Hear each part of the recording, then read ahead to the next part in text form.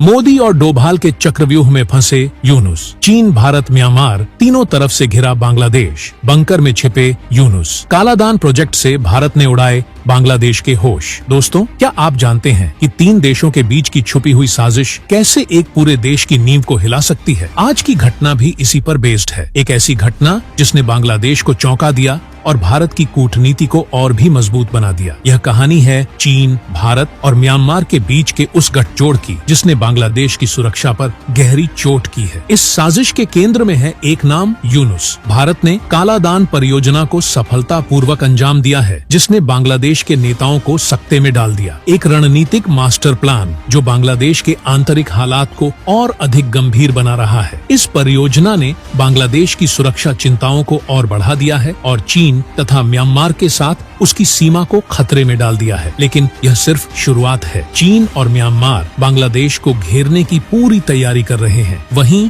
भारत ने अपनी मजबूत कूटनीति से कालादान प्रोजेक्ट को सफल कर दिखाया, जो बांग्लादेश के लिए एक कड़ा संदेश है। और अब बांग्लादेश को अपनी रक्षा के लिए एक और बड़ा संकट झेलना पड़ रहा है, अराकान आर्मी, जो भारत के साथ मिलकर बांग्लादेश को कमजोर कर रही है। यूनुस, जो कभी बांग्लादेश की सरकार के भरोसेमंद थे, आज अपनी गलती की सजा भुगत रहे हैं। उनके बंकरों में छिपने की कहानी यह बताती है कि यह केवल राजनीति नहीं बल्कि भारत की एक साहसी और दूरगामी रणनीति का परिणाम है। भारत ने जो कड़ा संदेश दिया है वह सिर्फ बांग्लादेश के लिए नहीं बल्कि पूरे दक्षिण एशिया में गूंज रहा है। भारत की यह रणनीति हर भारतीय के दिल में गर्व का भाव जगा रही है। अगर आपको भी लगता है कि भारत ने जो कुछ किया है वह इतिहास में दर्ज होने वाला पल है, तो इस वीडियो को लाइक करें और जय हिंद लिखना मत भूलें। अब दोस्तों, इस पूरी घटना को और सरल ढंग से समझते हैं। कालादान प्रोजेक्ट कोई साधारण सड़क निर्माण नहीं है। यह एक गहरी और सोची समझी रणनीति है जो भारत और म्यांमार के बीच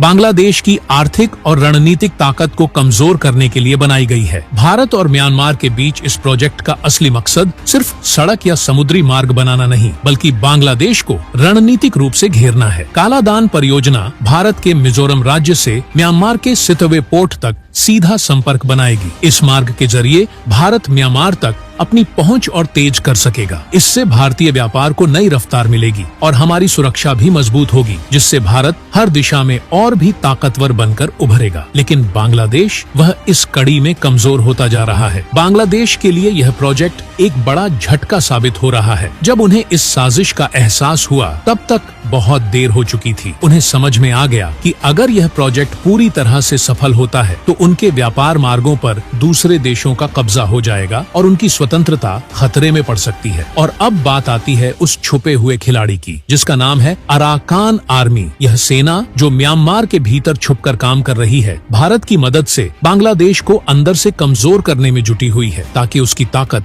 धीरे धीरे कम होती जाए। अराकान आर्मी भारत के लिए रणनीतिक तौर पर बेहद अहम साबित हो रही है और इसकी गतिविधियों ने बांग्लादेश की सरकार को हिलाकर रख दिया है। इस जटिल साजिश का हर पहलू बांग्लादेश के खिलाफ एक गहरी चाल है और यही कारण है कि बांग्लादेश को इस साजिश का अंदाजा भी नहीं हो पाया। अब सवाल यह उठता है कि बांग्लादेश इससे कैसे निपटेगा? क्या वे भारत और म्यांमार की इस रणनीतिक चाल को मात दे पाएंगे या फिर उनके कदम बुरी तरह लड़खड़ा जाएंगे? ये खेल अभी खत्म नहीं हुआ है। असली साजिश के पीछे के पर्दे अभी उठने बाकी हैं। क्या आपने कभी सोचा है कि अराकान आर्मी ने भारत का साथ क्यों दिया? क्या यह सिर्फ एक साधारण समझौता था या इसके पीछे कोई गहरी चाल छिपी थी? अराकान आर्मी जो म्यांमार की जमीन से बांग्लादेश की 271 किलोमीटर की सीमा पर कब्जा कर चुकी है, अब बांग्लादेश के लिए बड़ा खतरा बन गई है। अब भारत के साथ मिलकर कालादान प्रोजेक्ट को धरातल पर उतारने के लिए पूरी तरह से तैयार है। यह वही आर्मी है जिसने बांग्लादेश की नींव को हिलाकर रख दिया था। लेकिन सवाल यह है, क्या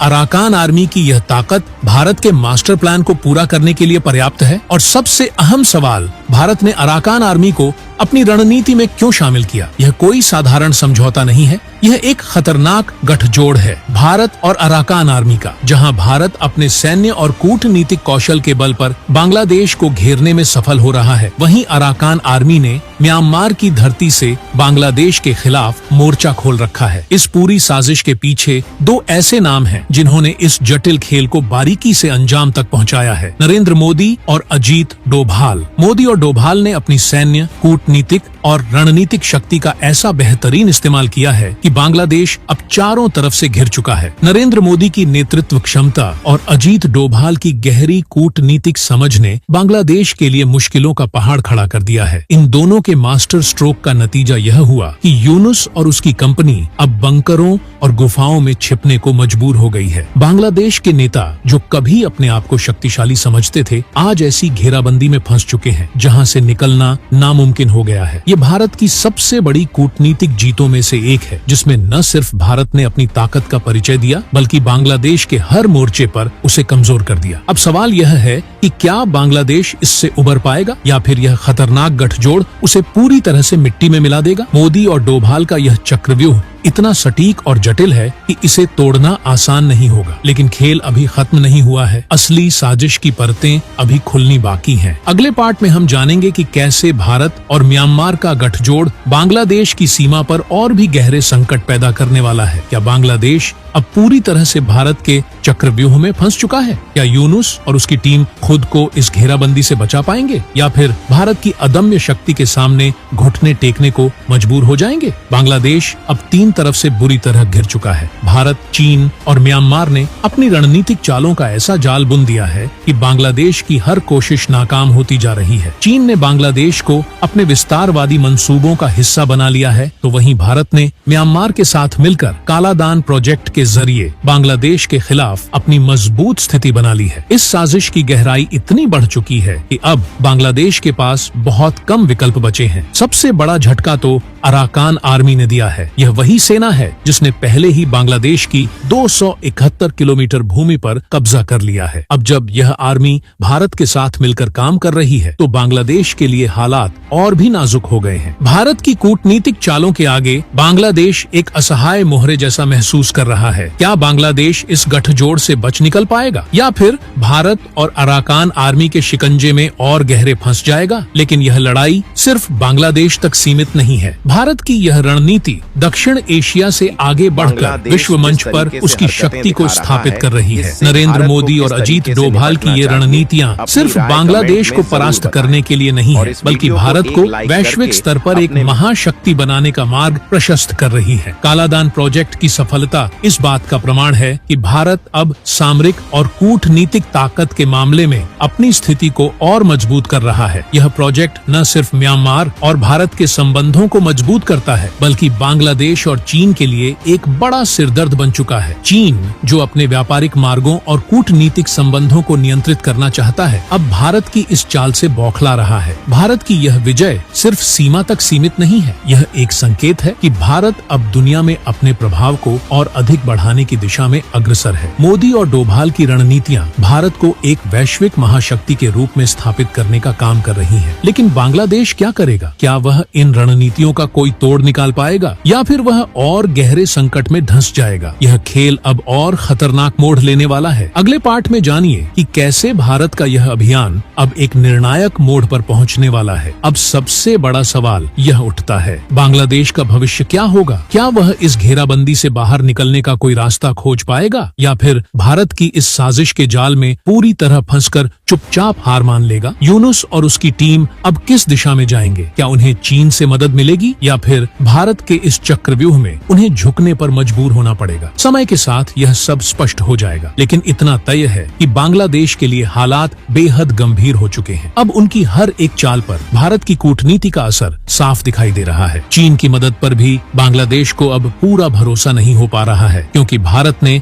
अपनी स्थिति इतनी मजबूत कर ली है कि चीन को भी अपनी रणनीति पर दोबारा विचार करना पड़ रहा है। लेकिन दोस्तों, यह सिर्फ बांग्लादेश की हार की दास्तान नहीं है, बल्कि यह भारत की उस जीत की गाथा है जिसने पूरी दुनिया को यह साबित कर दिया कि भारत अब हर मोर्चे पर मजबूत और अडिग खड़ा है। जिसने पूरी दुनिया को यह दिखा दिया कि भारत अब सिर्फ अपनी सीमाओं तक सीमित नहीं है, बल्कि हर मोर्चे पर अपनी ताकत का परचम लहरा रहा है। भारत ने यह साबित कर दिया है कि वह अब सिर्फ एक क्षेत्रीय शक्ति नहीं बल्कि वैश्विक मंच पर अपनी मौजूदगी को मजबूती से दर्ज करा रहा है। यह घटना एक नई उभरती शक्ति की गाथा है। यह केवल प्रधानमंत्री नरेंद्र मोदी और राष्ट्रीय सुरक्षा सलाहकार अजीत डोभाल की रणनीति का परिणाम नहीं है, बल्कि हमारे उन वीर सैनिकों की बहादुरी का भी नतीजा है जो दिन रात देश की रक्षा और सुरक्षा के लिए तत्पर हैं। उनकी निस्वार्थ सेवा और संघर्ष ने भारत को एक नई दिशा दी है और आज भारत केवल अपनी सीमाओं तक नहीं बल्कि विश्व भर में अपने कदमों को